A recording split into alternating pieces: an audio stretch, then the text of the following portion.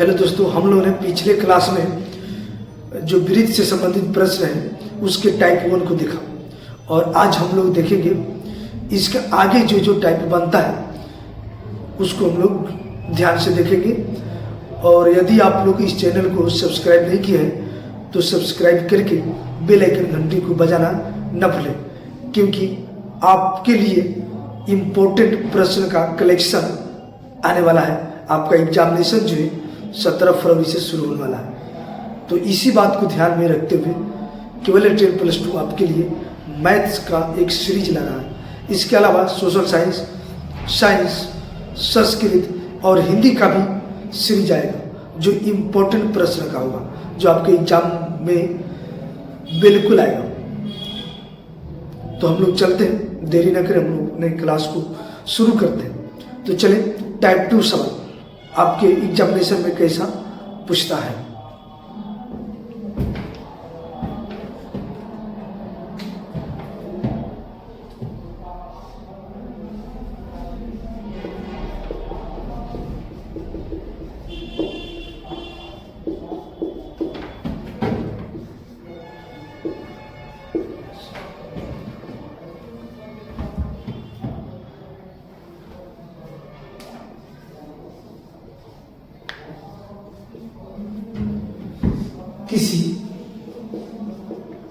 किसी वृत्त का त्रिज्या 60 सेंटीमीटर है तो उस वृत्त के क्षेत्रफल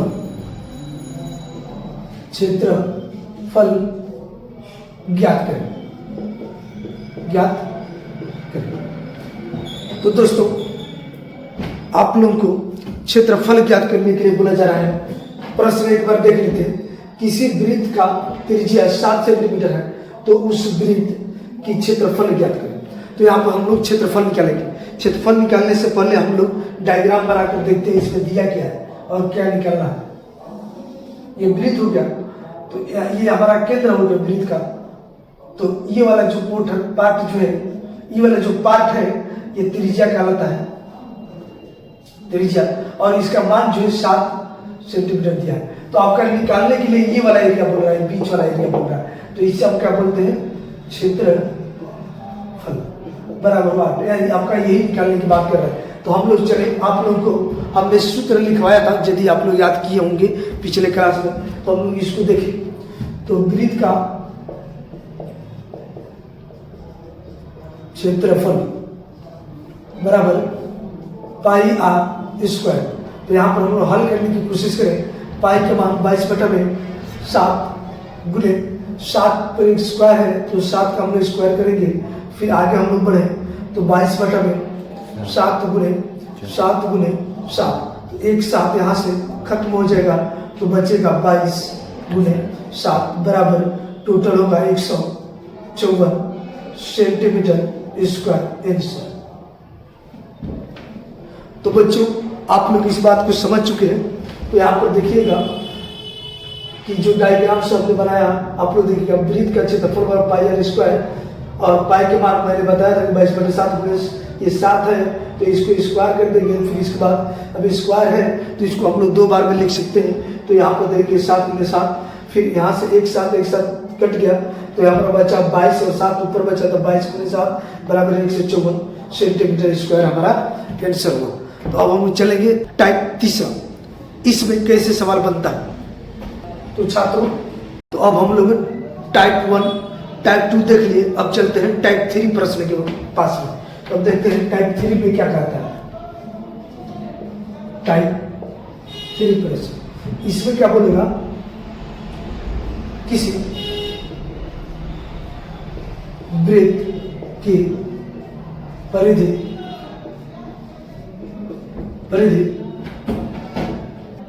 44 सेंटीमीटर है तो उस वृत्त की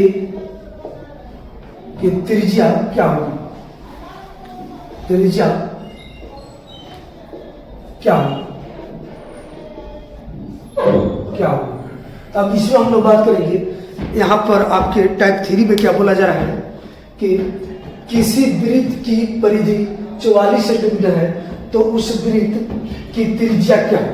यहाँ पर आप लोगों का किसी वृत्त की परिधि 44 सेंटीमीटर है तो उस वृत्त की त्रिज्या क्या है। तो यहाँ पर आप लोगों का परिधि दे चुका है, हमने पिछले क्लास में त्रिज्या दिया था, परिधि भी क्या लेते।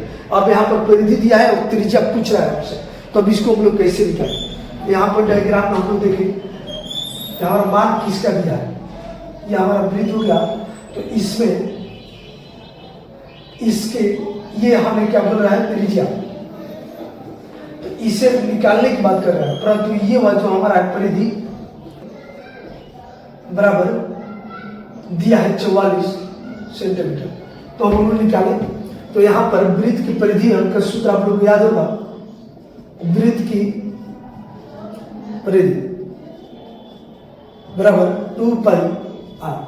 तो अब यहाँ पर हम लोग देखें, हल करने की कोशिश करें। तो वृत्त की परिधि दिया है, तो वृत्त की परिधि के पास हम लोग लिखेंगे।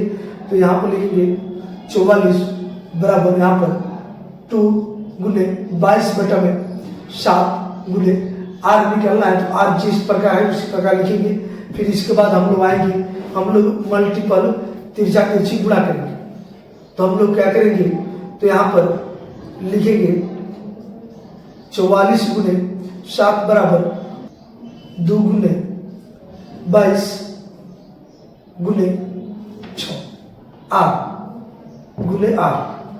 अब यहाँ पर करेंगे 2 से 22, फिर 22 से 22, तो यानी 7 बराबर r।